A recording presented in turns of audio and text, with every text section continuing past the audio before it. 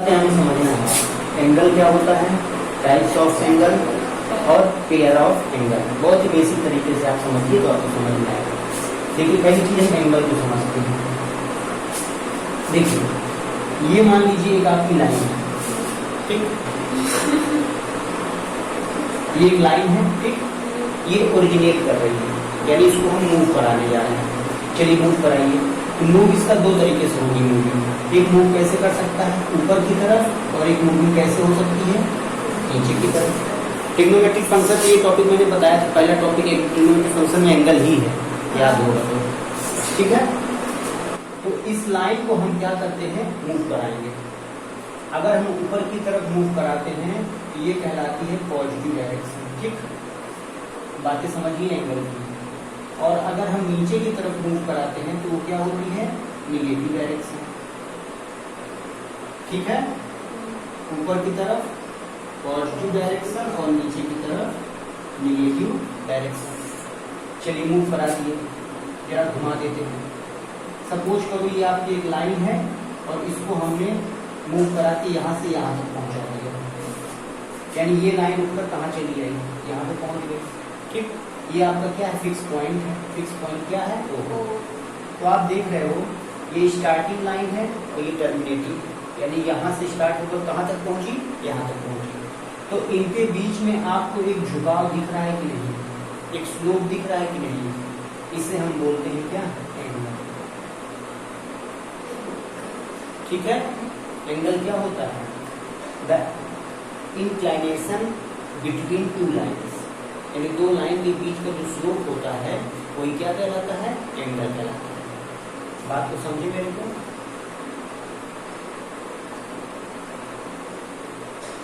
The inclination between two lines, दो lines के बीच का जो क्या होता है, इंक्लाइनेशन होता है, यानी झुकाव जो होता है वही क्या कहलाता है, आपका एंगल। एंगल दो तरीके से हो सकते हैं, एक पॉजिटिव डायरेक्शन में और एक नेगेटिव डायरेक्शन में। अगर आप पॉजिटिव डायरेक्शन में मूव कर रहे हो तो पॉजिटिव एंगल, नीचे मूव कर रहे हो तो नेगेटिव एंगल। ये एंगल समझ में आया। अब तीसरी बात समझिए, एंगल को मेजर करने के तो वैसे तो जनरली कई तरीके होते हैं, लेकिन हम जहाँ यूज करेंगे दो तरीके। एंगल को मेजर करने का तरीका दो होता है, एक रेडियन, ठीक है, और दूसरा क्या होता है, डिग्री। एक रेडियन और दूसरा डिग्री। इन दोनों में रिलेशन क्या होता है, इन दोनों में रिलेशन ये होता है कि पाई रेडियन इक्वल टू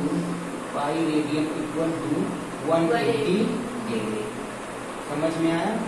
जैसे आप लंबाई को मेजर करते हो किलोमीटर में, सेंटीमीटर में, उसी तरह एंगल किसमें मेजर किया जाता है, किसमें नापा जाता है, या तो रेडियन में या तो डिग्री में। तो ये रिलेशन आप याद रखिएगा। जैसे आप याद करते हो 1 किलोमीटर बराबर 1000 मीटर, उसी तरह पाई रेडियन बराबर क्या होता है, 1 डिग्री, 180 डिग्री। ये रेडियन में और डिग्री में क्या है, रिलेशन। तो एंगल समझ में आया। एंगल क्या होता है, इंक्लाइनेशन बिटवीन टू लाइन्स, यानी दो लाइन के बीच का झुकाव, वो एंगल कहलाता है। एंगल दो तरीके से मूव करता है। अगर इस लाइन को हम ऊपर की तरफ मूव कराएंगे तो पॉजिटिव एंगल, इस लाइन को अगर नीचे की तरफ मूव कराएंगे तो नेगेटिव एंगल। ये क्या है, फिक्स पॉइंट। और एंगल को मेजर करने के कितने तरीके होते हैं, दो, एक रेडियन और एक डिग्री। इन दोनों में रिलेशन क्या होता है, pi radian equal to 180 degree. इतनी बातें समझ में आई बेसिक फॉर्म में, और ज्यादा डीपली हमें जाने की जरूरत नहीं है। चलिए अब पहला क्या होता है, acute angle. Acute angle, acute angle क्या होता है, देखिए एक लाइन ये है और एक लाइन ये है, ये फिक्स पॉइंट है और इन दोनों के बीच का ये क्या है, एंगल है। अगर इस एंगल की वैल्यू, अगर इसका मान, थीटा का मान 0 डिग्री से ग्रेटर हो, अगर इस एंगल का मान 0 डिग्री से ग्रेटर हो और 90 डिग्री से क्या हो, लेस हो, तो ये एंगल थीटा क्या कहलाएगा, एक्यूट एंगल। समझ में आए मेरी बात। यानी एक्यूट एंगल किसे कहते हैं, जिस एंगल का मान 0 से अधिक हो और 90 से कम हो। राइट एंगल, राइट एंगल किसे कहते हैं बच्चों? देखो ये पहली लाइन है और ये दूसरी लाइन ये है, ठीक है। यानी ये लाइन मूव करके कहाँ पर पहुंच गई? यहाँ पर पहुंच गई। इन दोनों के बीच में एंगल कितना बन रहा है? 90 डिग्री। यानी दोनों के बीच में जो थीटा बन रहा है वो थीटा का मान क्या है? थीटा का मान है 90 डिग्री। अगर थीटा की वैल्यू 90 डिग्री है तो इन दोनों के बीच का जो इंक्लाइनेशन है, जो झुकाव है, ऐसे एंगल को हम क्या बोलते हैं? Right angle. Right angle. बात तो समझ में आई?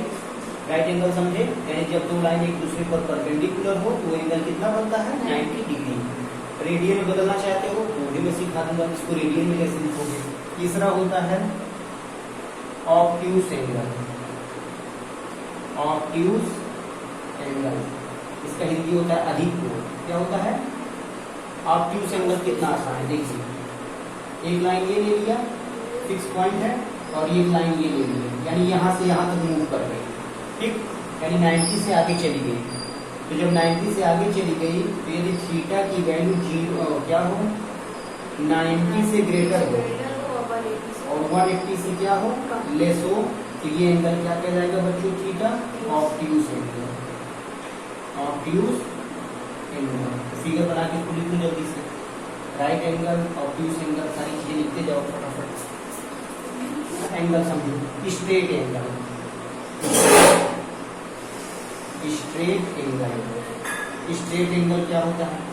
स्ट्रेट माने क्या होता है? सीधी रेखा। आप देखो एक लाइन है, ये लाइन है, ये मूव करना शुरू कर दी, यहाँ पहुंची, फिर यहाँ पहुंची, फिर यहाँ पहुंची, ठीक है। समझ रहे हो मेरी बात को? तो बच्चे जब यहाँ पहुंची थी तो ये क्या कहलाता है? एक्यूट एंगल कहलाया था, क्योंकि 90 से छोटा था। जब यहाँ पहुंचा ये लाइन, तब एंगल कितना बना? 90। तो ये राइट एंगल कहलाया। जब 90 से अधिक हो गया तो क्या कहलाया बच्चों? ऑब्ट्यूस एंगल कहलाया। अब अगर ये लाइन इसके क्या हो गई? इसी लाइन पे हो गई, यानी अपोजिट डायरेक्शन में, ये इधर है और ये इसके उल्टा आ गए, तो इन दोनों के बीच में जो एंगल बनता है वो क्या होता है? थीटा की वैल्यू 180 डिग्री। क्यों? क्योंकि बच्चों ये 90 है तो ये भी तो 90 होगा, तो दोनों मिलकर 180। इसको हम बोलते हैं क्या? Straight angle. कोई जल्दी बताएगा नहीं, इसको समझ लीजिए। समझ रहे हो? यानी ये जब लाइन क्या हो, एक स्ट्रेट लाइन को रिप्रेजेंट करे तो उसके बनने वाला एंगल कितना होता है? 180। 180 अगर ऊपर है तो 180 कहाँ होगा? नीचे भी तो होगा। ये एंगल क्या कहलाता है? Straight angle. Reflex angle. Reflex angle, तो इस पे आपको एक क्वेश्चन जरूर मिलेगा, आपसे पूछेगा कि ये किस टाइप का एंगल है। तो रिफ्लेक्स एंगल क्या होता है? परिवर्ती कोण। देखिए एक लाइन ये आपको दिख रही है, ये लाइन मूव करके कहाँ पहुंच गई? यहाँ पहुंच गई। तो कह दो कि सर जी ये तो आप बताएं। मान लीजिए ये एंगल आपका 90 से कम है ना, तो मान लीजिए ये एंगल आपका 60 डिग्री है, ठीक। अच्छा, ये लाइन के अंदर है। अब ये जो बाहर वाला एंगल दिख रहा है, ये कौन सा? ये वाला। ये जो बाहर वाला एंगल दिख रहा है, ये क्या होगा? रिफ्लेक्स एंगल होगा। यानी ये जो बाहर का एंगल दिख रहा है, ये क्या होगा? Reflex angle. यानी यहाँ पे थीटा का जो मान होता है वो 180 से बड़ा होता है और 360 से छोटा। अगर इस कंडीशन को फॉलो करे तो ये एंगल क्या होता है बच्चों? रिफ्लेक्स एंगल, ठीक है। समझ में आई मेरी बात? यानी ये आपका मान लीजिए ये तो इनर पॉइंट हो गया, अंदर का एंगल हो गया, और इसके जो बाहर का एंगल है परिवर्ती एंगल है। अगर कोई भी एंगल 180 से अधिक हो और 360 से कम हो तो एंगल क्या कहलाता है? Reflex angle. जैसे यहाँ पे ये बाहर थीटा क्या है? Reflex angle. सिंपल सा दिमाग में ये रखिए आप, 180 से अधिक और 360 से कम। कंप्लीट एंगल बहुत ही आसान है। Complete angle. देखिए एक लाइन हमने ये लिया, सॉरी ऐसे लिया हमने लाइन, ये इसका फिक्स पॉइंट है। अब इसको हम मूव करा रहे हैं, लाइन यहाँ पर पहुंची, ठीक। लाइन यहाँ पहुंची, ये भी बता चुके हैं। लाइन यहाँ पहुंची, ये भी बता चुके हैं। लाइन यहाँ पहुंची, ये भी बता चुके हैं। अब लाइन यहाँ से चली थी और एक चक्कर लगाने के बाद घूम के कहाँ पर आ गई, फिर इसी पे आ गई, यानी यहाँ से चली और घूमकर कहाँ आ गई, फिर यहीं पर आ गई, यानी एक राउंड उसने क्या किया, कंप्लीट कर लिया।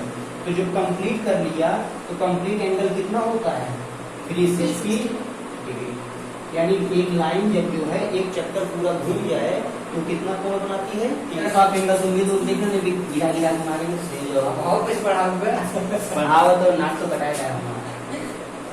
कहाँ पे बाबा, एक दिन बुलाओ, उस दिन नहीं आई, उस दिन हम फोन करे रहे इनके लगे।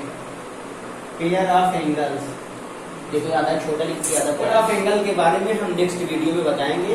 आज के ये थोड़ा से आज कुछ अराजक तत्व आ गए हैं, आज इस तक इनको थोड़ा झेल लेते हैं। तो अगली वीडियो में आपको पेयर ऑफ एंगल्स के बारे में बताएंगे। फिर ये आपका सेकंड वीडियो। फिर इसके बाद हम क्वाड्रिलेटरल के बारे में समझेंगे, पूरी थ्योरम क्वाड्रिलेटरल के बारे में समझेंगे, और फिर ट्रायंगल के बारे में समझेंगे, और फिर आपका लास्ट वीडियो में हम समझेंगे पैरेलल लाइंस। तो ये आपका जूनियर के लिए मैथ का ये पोर्शन आपका कंप्लीट हो जाएगा 5 वीडियो में। एक वीडियो आपका ये होगी, थोड़ा सा टॉपिक बचा है इसको बता देंगे, 3 वीडियो ये लगेगा, 5 वीडियो में आपका जो है तीसरा चैप्टर आपका। धन्यवाद।